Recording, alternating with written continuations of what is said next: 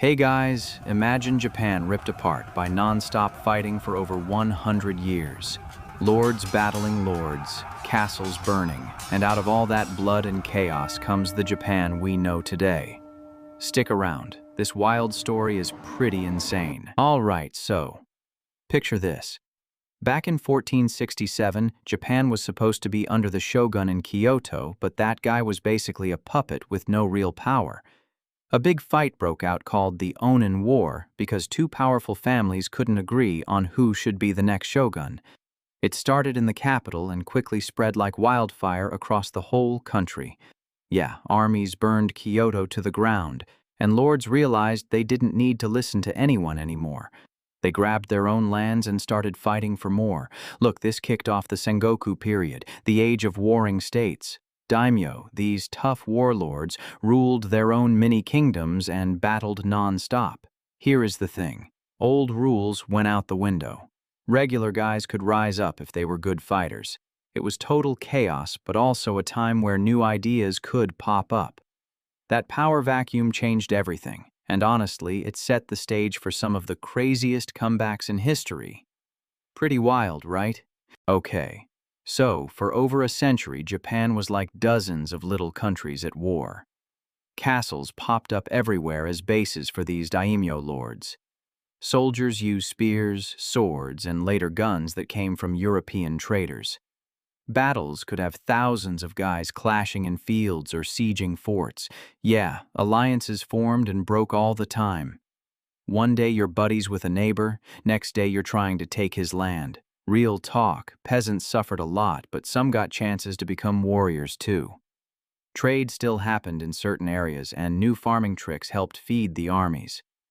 Do not let that fool you. This non-stop war forced people to get smarter about money, weapons, and leading men. It was brutal, but it shook up the old stuck ways. That survival mode created tougher leaders and better systems, and that is a big deal for what came later. All right, so enter Oda Nobunaga, this bold guy from a smaller clan who flipped the script. He started small but won big at the Battle of Okahazama in 1560, crushing a much larger army with smart moves. That made everyone notice him. Yeah, he marched into Kyoto, used guns in smart ways like at Nagashino where his guys blasted enemy cavalry to bits. He tore down old traditions and even burned some powerful temples that got in his way. Look, Nobunaga was tough and didn't care about old ranks. He wanted to unify Japan under his rule, and he was making real progress until one of his own generals betrayed him in 1582 at Honnoji.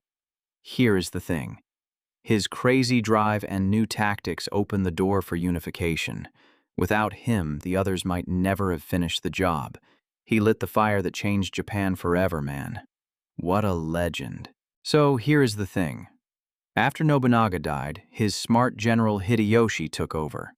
This dude came from a regular peasant family but climbed all the way up. He quickly got revenge for his boss, then started conquering more lands. He took over Shikoku, Kyushu, and even forced big clans to bow down. By 1590, he had basically unified Japan. Yeah, Hideyoshi built huge castles like Osaka and did land surveys so taxes made sense. He also tried invading Korea twice, but those didn't go well. Okay, so he kept things together with strict rules and made sure daimyo stayed loyal. But when he passed in 1598, the fight for power started again. Don't let that fool you. This guy from nothing showed anyone could rise, and he finished most of the unification work. His ambition pushed Japan closer to being one country, and that is a big deal. Yeah, so Ieyasu played the long game. He fought alongside Nobunaga and Hideyoshi but stayed patient. After Hideyoshi died, the big showdown happened at the Battle of Sekigahara in 1600. Ieyasu's side won big, and he became the top dog. Look, in 1603 he got named shogun and set up his base in Edo, which is modern Tokyo. He moved powerful families around to keep control and made sure no one could easily rebel. Here is the thing. His rules brought peace after all the chaos. Japan settled into a long, calm time with strong central power. Real talk, Ieyasu learned from the wars and built a system that lasted over 250 years. He turned all that blood into lasting stability. Pretty wild. right? All right, so all that fighting forced big changes that stuck around. Lords had to run their lands better, use money smarter, and try new weapons. Yeah, central power came back strong under the Tokugawa shoguns. The emperor stayed as a symbol, but real control was clear. Look, ideas from Europe came in during the chaos, but then Japan closed up for a while to keep peace. That time helped build a unique culture and economy. Here is the thing. The tough lessons from Sengoku made Japan ready for later challenges. Strong leadership, better organization, and a unified country came out of the mess.